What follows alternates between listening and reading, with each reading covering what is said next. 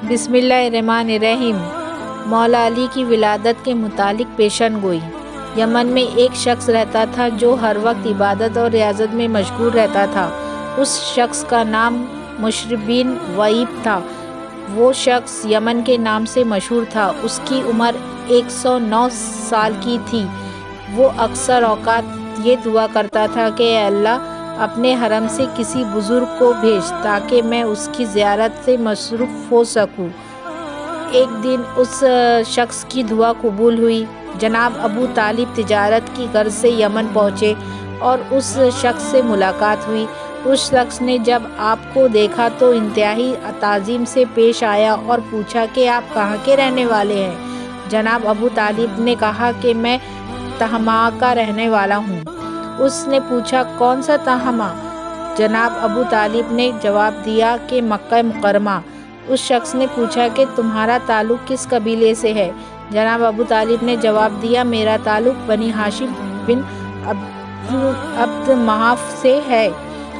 اس شخص نے جب ابو طالب کی بات سنی تو بے اختیار آگے بڑھ کر آپ کا بوسہ لیا اور کہا الحمدللہ، میری دعا قبول ہوئی، مجھے حرم میں شرفین کے خادم کی زیارت نصیب ہوئی۔ پھر اس شخص نے آپ کا نام دریافت کیا تو آپ نے بتایا کہ میرا نام ابو طالب ہے۔ اس شخص نے پوچھا کہ آپ کے والد کا نام کیا ہے؟ تو جناب ابو طالب نے بتایا کہ میرے والد کا نام عبد المطلب ہے۔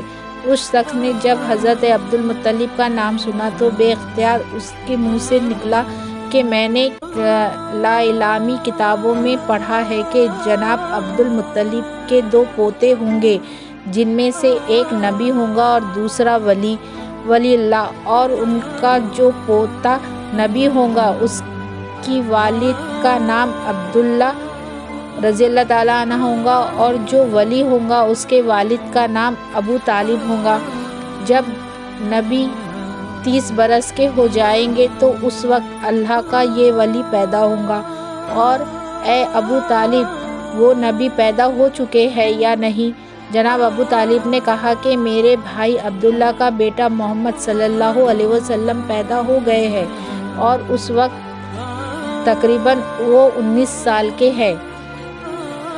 اس شخص نے کہا آپ جب واپس جائیں تو انہیں میرا سلام کہیے کہ میں ان کا دوست رہوں گا۔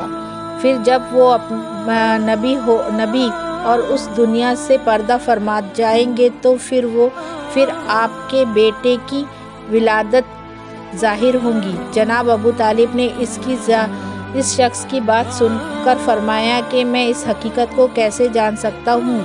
اس شخص نے کہا کہ آپ وہ چیز چاہتے ہیں جس سے میری سچائی کا علم ہو۔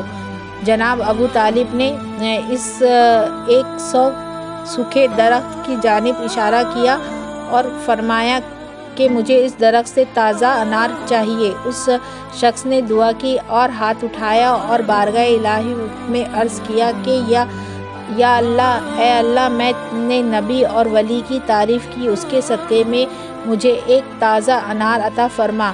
چنانچہ دیکھتے ہی دیکھتے وہ درخت ہرا بھرا ہو گیا اور اس میں سے تازہ ایک انار پکا گر گیا۔